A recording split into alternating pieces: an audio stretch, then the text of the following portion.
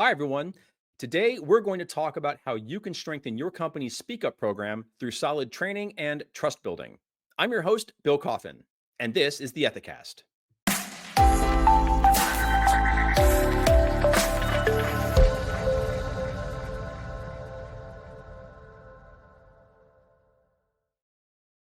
Reporting misconduct at work is one of the existential struggles of the ethics and compliance field. Most of us know that when we see something wrong, we're supposed to speak up. But that simple truth is made much more complicated when those moments occur, thanks to concerns over retaliation, lack of confidence that anything will come of the reporting, pervasive cultures that reward silence, and more. Ethisphere's own data shows that around 85% of people say they would report misconduct at work if they witnessed it. But then when the moment of truth arrives, less than half actually do so. And in many ways, nobody feels this pain more acutely than ENC leaders themselves, who would love for nothing more than to shrink that speak up gap to nothing.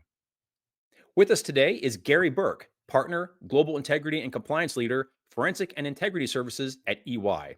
Gary has over 20 years of experience providing investigative and forensic accounting services to clients involved in internal, regulatory, or dispute matters.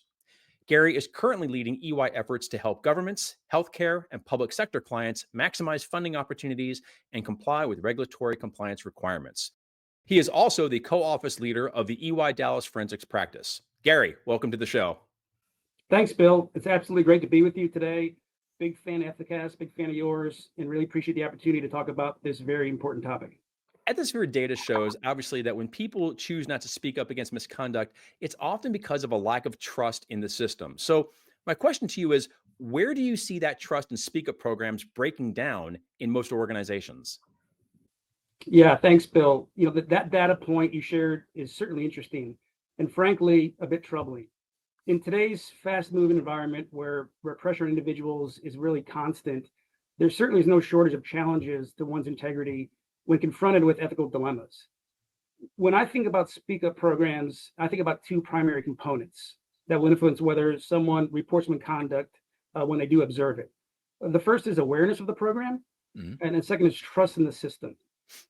In the most recent EY Global Integrity Report, which is a survey of over 5,000 employees and board members, we saw a meaningful increase in the perception of program awareness.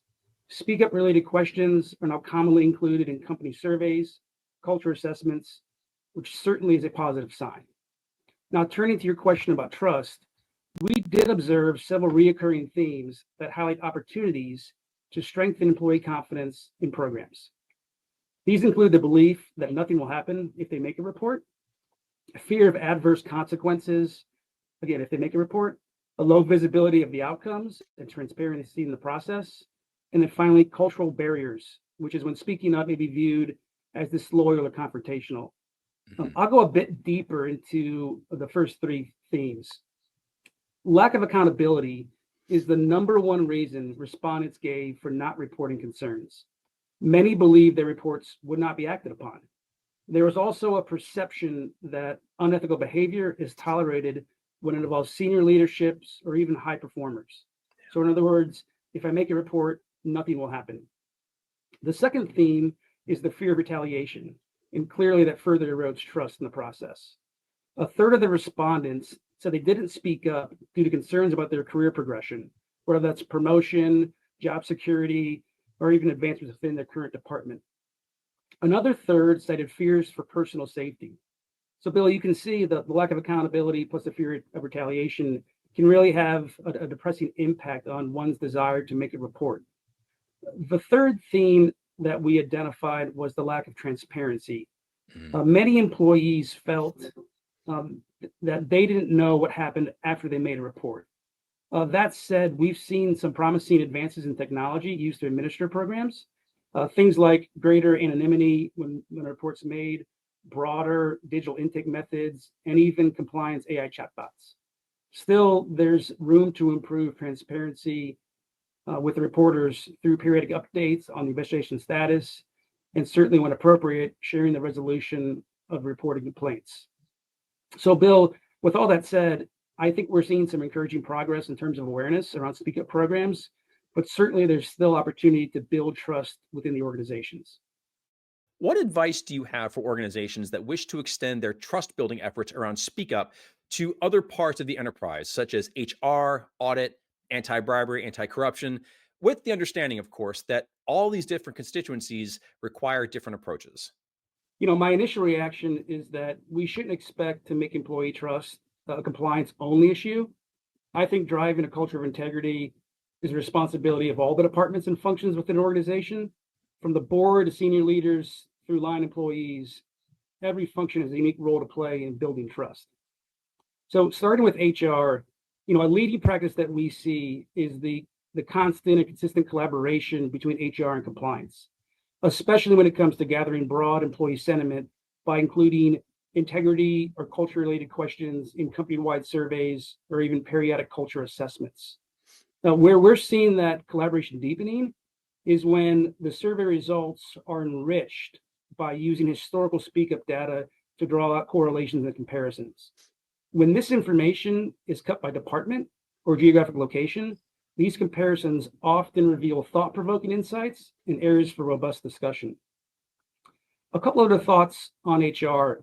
HR has the ability to strengthen trust by ensuring consistent disciplinary action, objectivity in investigations, and transparency in the speak up process. Related to retaliation, HR can create and execute processes to proactively detect signs of retaliation and promptly address any suspected or reported instances of that retaliation. Mhm. Switching gears to internal audit, there certainly are best practices in collaborating with audit to leverage not only their reach within the organization, but their objectivity and their independence mandates. First, compliance can work with internal audits to embed culture related or trust related content into audit scopes. This can include hotline awareness, hotline usage KPIs, retaliation policies, and even open ended culture questions in the interviews or process walkthrough discussions led by audit. Another practice is linking allegations and reports that are made through the speaker program to specific internal controls. When this is done, when these are linked, this often identifies perhaps weak controls based on how many times they're pinged by an allegation. And that information is extremely valuable for audit when they're planning their procedures for the year or even planning specific remediation efforts. Finally, it's becoming common to subject the whistleblower hotline and program to periodic audit by the internal audit function. Mhm. These audits not only identify targeted improvements, but can be summarized, published, and shared within the organization to deepen trust in the program. Turning to anti-bribery, anti-corruption, I wanted to share another data point from the research, which indicates 68% of reported integrity incidents involve a third party. Compliance and ethics and compliance routinely works with legal, supply chain, sales, and internal audit when it comes to managing third-party risk. Mhm. Many organizations include integrity and speak up awareness in the third-party management lifecycle. That's from onboarding to audits to offboarding third parties. We're also seeing a leading practice to include integrating speak up history into the onboarding activities, and specifically data used in risk assessments and vendor due diligence. For example, organizations can weight the corruption perception index utilizing their speak up history, and this can really tailor the risks of the experiences for the organization. So, Bill, ultimately, trust is built through the collective actions of the entire organization. All of an organization's functions has certainly have a role to play in a speak up culture, to act decisively when potential unethical behavior is identified, and to protect whistleblowers when reports are made.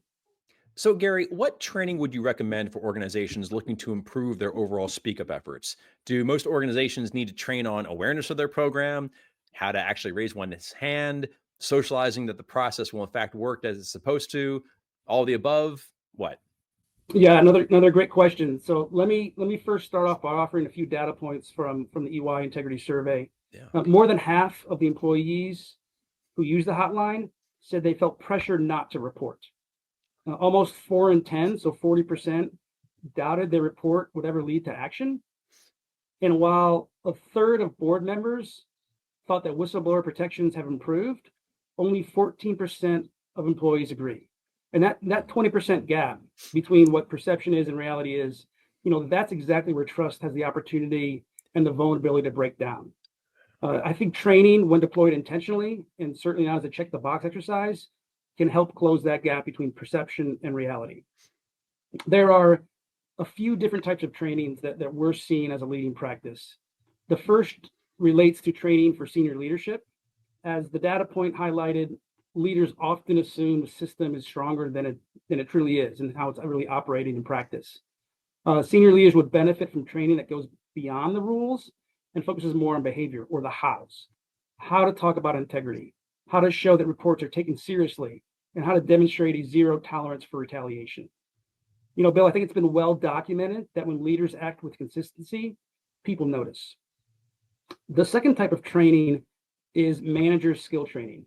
For many employees that encounter a potential unethical experience, their manager is the first person they turn to discuss the issue.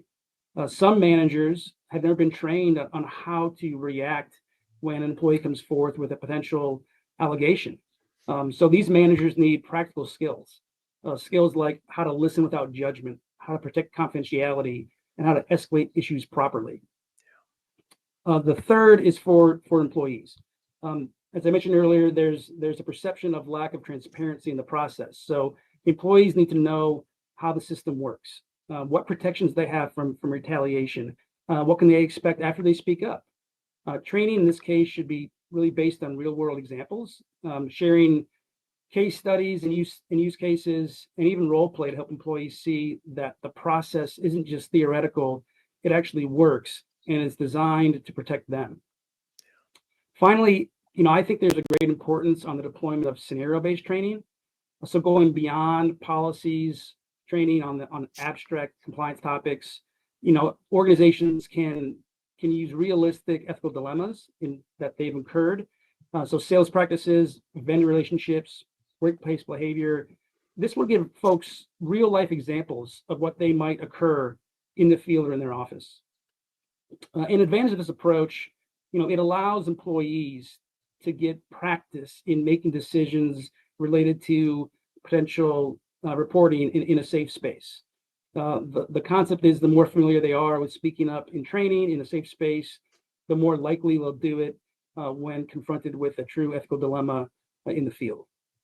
So in summary, I think training should be ongoing and should occur certainly more than once a year. Training should be role specific, as leaders, managers, and employees all need something different. And most importantly, it should be about building skills and confidence, not just checking the compliance box. Bill, I think this goes back to the old adage that policies don't create trust, people do. Well, Gary, we appreciate you coming on the program to share your insights with us on Speak Up Culture. This is an area where a lot of organizations struggle. So your thoughts, and especially those data points you shared, are really, really valuable. So once again, thank you for coming on the program. You bet, Bill. Thanks for having me. Appreciate the opportunity to discuss this topic. Be sure to join us on September 24th when Gary and his colleague, Charles Kane, Managing Director, Forensic and Integrity Services at EY, will lead a free Ethisphere webinar, Building Trust and Accountability, Taking Speak Up Seriously. In it, Gary and Charles will explore best practices around how organizations respond to employee reports of misconduct and the risks associated with failing to act when employees speak up. To register, visit ethisphere.com/webinars. To appear as a guest on this program, to share a best practice or an ethics compliance success story, drop us a line at ethisphere.com/ethicast. Thanks so much for joining us. We hope you've enjoyed the show. For new episodes each week, be sure to subscribe on YouTube, Apple Podcasts, and Spotify. And if you don't mind, please share us with a colleague on LinkedIn as well. That really helps out too. That's all for now. But until next time, remember, strong ethics is good business.